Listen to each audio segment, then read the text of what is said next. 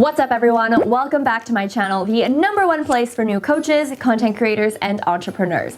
Now, occasionally over here on my Instagram, I love to poll you guys and ask what questions you want answered on this YouTube channel. And I saw a couple of interesting things. The first is someone asking about how you know when is the right time to sell to your audience. And then the second one is how to make sure you're not sleazy or salesy in your marketing efforts. I thought both of these were really great questions. That's why in today's video, I am going to answer that, and I'm going to talk all about how you know when is the right time to sell to your audience without being sleazy. So if you want my advice on this, then keep on watching. Now, first things first, I completely agree with majority of the population that nobody likes to have a sleazy and slimy salesman. Nobody likes to follow that person who's constantly shoving products and services down our throats. However, I also completely understand that we all want to make a living doing what we love. We all want to convert our followers, our subscribers, or whoever on social media into clients and customers. But how exactly do we do this? What is the fine line? Because on one hand, we don't really want to lose that trust that we've built with our audience, and on the other hand, we also need to make money in order for us to actually scale our businesses, in order for us to do the things that we love. So what's the deal? How do we approach this? Now, in order for us to overcome this challenge of how do I sell, we first need to change the question. A lot of us, including myself at some point, we're always asking, how do I sell my programs? How do I sell my products or services? But what I learned from reading this book right here called The Little Red Book of Selling, which I actually recommended in this video, Jeffrey Gitomer, the author, says that instead of asking yourself, how do I sell? You first need to ask yourself, why do people buy? Because at the end of the day, I completely agree, nobody likes to have a sleazy, slimy salesman, but that doesn't prevent the fact that people are still buying products and services every single day. Even for you, the new camera that you bought, the makeup that you bought, the course that you bought, the coach that you invested in, all of these things you were willing to buy. However, you just don't like to be sold to.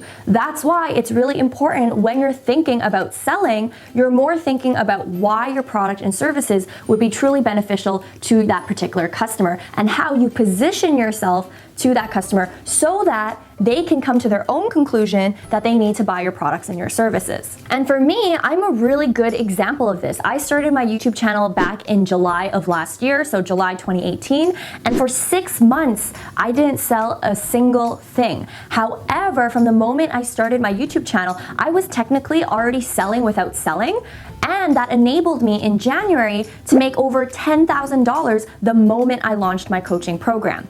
How the heck does that even happen? That's why the first tip that I have for you is to learn to sell without selling. Let me explain. Now, the primary reason of why we all want to avoid sleazy and slimy salesmen is because these people do not know how to build relationships with us first, or they don't really understand our needs and our desires first. And all they're doing is straight up trying to sell you immediately. And obviously you can feel that energy. You can feel that they're not being genuine. You can feel that they don't really understand you. And all they're thinking about is selling their products and your services. And that's why you start to want to avoid them and you want them to GTFO. And I completely understand that. That's why in order for you to actually sell efficiently, you need to make sure that you're creating that relationship first and that you're truly taking the time to understand your audience. Take me, for example. I didn't mention any of my products or my services for half a year on my YouTube channel, but that doesn't mean I wasn't doing anything and that I was sitting on my bum just filming videos and scripting videos for no reason. I was spending that 6 months building a relationship, really taking the time to understand my audience, doing market research, refining my product, refining my service, but beyond that, how to pitch my products and my services based on those 6 months of collecting the feedback from my audience. Because like I said earlier, it doesn't matter if you learn how to sell. If you don't know why people buy or what motivates your audience to buy, and you're not taking that time to collect that feedback and understand that, you're not going to be able to position your products and services in a way where the moment your audience looks at that landing page or that sales page, they're like, oh my goodness, I need this. And you don't have to do any of that sleazy, pushy, salesy type of thing, because we're not about that life, right? So that's why it's so important to dedicate that time to truly understand your audience. But beyond this, if you take my example as a case study, I not only spent those 6 months doing intensive market research in order to perfect my positioning, but I also had not just a content strategy, but I had an intentional content strategy. Let me explain. Now, this is something that I teach my Bossgram Academy students, and we go really in depth on this, but the overview is that I've always noticed that content creators, business owners, they always struggle with creating content, and they're always stressing about what content that they need to produce. However, I reassure you that it's gonna be so much simpler, especially if you already know you've got a product or a service that you're gonna sell in the future, that instead of thinking about the end result of that content, meaning you're stressing about what content should I do, you instead focus on all the possible questions, all the possible objections that your ideal client or customer may need to have answered before they even consider buying your product or your service. Now, using my own experience, my own journey as a prime case example, when I launched my business, or when I started to announce I had a service to offer in January,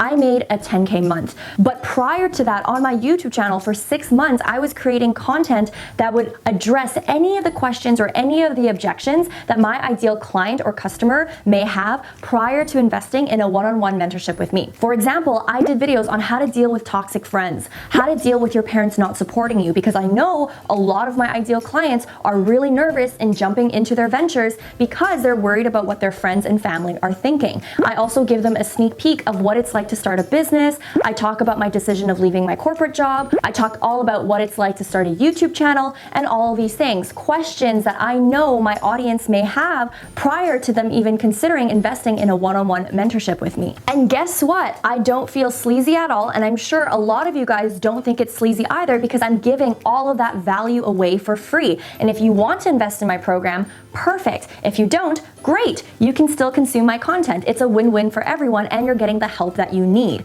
Not only this, by doing this strategy and having a very intentional content plan, I can actually test the waters, meaning that each content piece kind of serves as market research for me. If a video doesn't perform, then I know it's maybe not resonating with you guys, and then I change my positioning. If a video skyrockets, then I know, okay, great, this is probably something I should highlight even more because it's really resonating with you guys.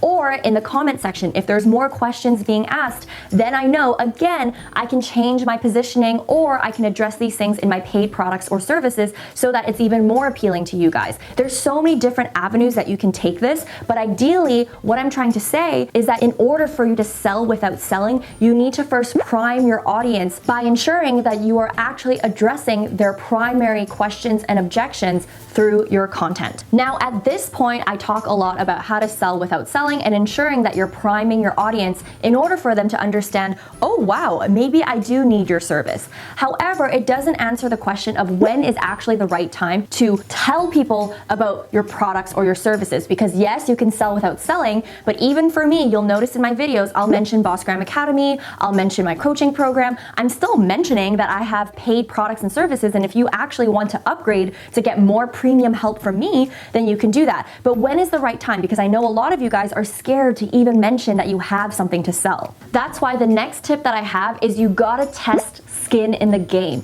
because there's one thing of people consuming your content for free, but for them to actually pay you or for them to actually take the next step with you, that's a whole nother story, because we all know a good majority of people are just lurkers. They're just freeloaders. How can you actually differentiate the freeloaders, who are also equally as important because sometimes they're your biggest brand ambassadors, versus the people who actually have the capacity to pay you for your service? How do you differentiate that? Now, the first thing that you can do, which is the easiest way to at least test the initial parts of having skin in the game, is creating a freebie, a lead magnet that requires someone to actually give you their email. And I talk a lot about this in this video right here, so make sure you check it out because I don't really want to repeat myself. But essentially, there's a huge difference between someone lurking for free content, finding you on Instagram, finding you on YouTube, finding you on Facebook, and there's another of them actually giving you their email in order to receive a piece of content from yours directly in their inbox. That is another level of trust. If a random stranger came up to you and said, hey, give me your email,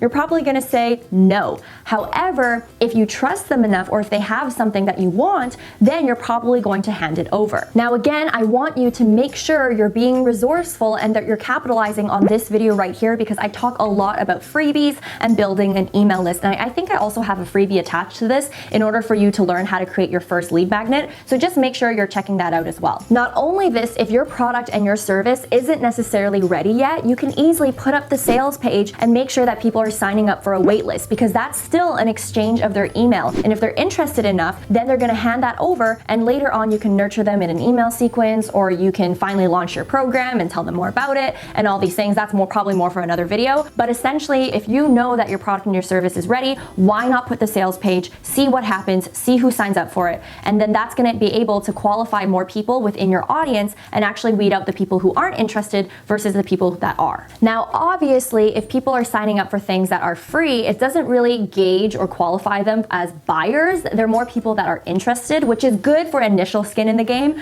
but eventually you obviously want people that have money, that can actually afford your services, that can actually buy and all of that, because like I said in the beginning of this video, you need to make a living. So in order to do this, you can also consider doing affiliate links for other companies such as Amazon or whatever company you choose, to at least gauge whether or not your audience trusts you enough to actually buy something that you recommend through your affiliate link specifically. For me, when I started to make affiliate commission off of TubeBuddy, off of Amazon, off of Kajabi, off of all my affiliate partners, I knew that my audience trusts me enough to take my recommendations and to actually use my affiliate link in order for me to get that commission, in order for me to be compensated for that recommendation. Now, obviously, there's a lot of people that could have easily just Googled it and not used my affiliate link, but the fact that there are people out there who use my affiliate links as a thank you to me and also as a symbol that they trust me enough, that also gave me confidence in launching my products and my services. Now, of course, this test only works if you actually explicitly tell people that you're using an affiliate link and that you're a partner with these companies, because if you're just sending a link and hiding it in a Bitly link and they're clicking it and they don't really know that you get a commission, then that's a whole different story. However, it is a good gauge of whether or not you have trust with your audience, especially if you've done a sponsored video or if you're explicitly telling people that you're an affiliate partner with specific companies. Anyways, going a little bit off tangent, I don't really want to do that in this video. The next tip that I have for you in order to understand when is the right time to actually sell to your audience is to pay attention to your audience requests. Even for me, I wasn't sure when was the right time to actually create a program, when was the actual right time to sell a course. And it wasn't until I got an influx of questions from my audience around social media, around building a coaching program, around all these things, was then when I knew my audience was ready to buy something from me. Because at some point, you cannot be giving freebies away every single time on your social media channels. And I talk a lot about that in this video right here. That's why you know that there is demand for something. There is actual demand for a future product or a service based on all the questions and all the requests that you're getting from your audience. Now, at this point in the video, we talked a lot about the strategies around selling without selling and ensuring that you're not feeling sleazy or slimy. However, what I found is it's not only the fact that people are scared to feel sleazy or slimy that prevents them from actually showing up and presenting their products or their offers, but it's the fact that they don't feel like they're an expert enough. The fact that they have imposter syndrome. That's why I want you to hit the notification bell, because in the next video, we're gonna talk all about that. I'm gonna share with you my tips and tricks on how you can become an expert and overcome your imposter syndrome within your business or within your content creation journey. So make sure you hit the notification bell so you don't miss that video. In the meantime, while you wait for that, make sure you also check out these two videos that I have right here. I talk a lot about social media, content creation, entrepreneurship, having a coaching business. So if you're interested in any of those topics, make sure you also check these videos out. As always, guys, I appreciate you. I hope you guys learned a lot in this video, and I'll see you in the next one. Bye, guys.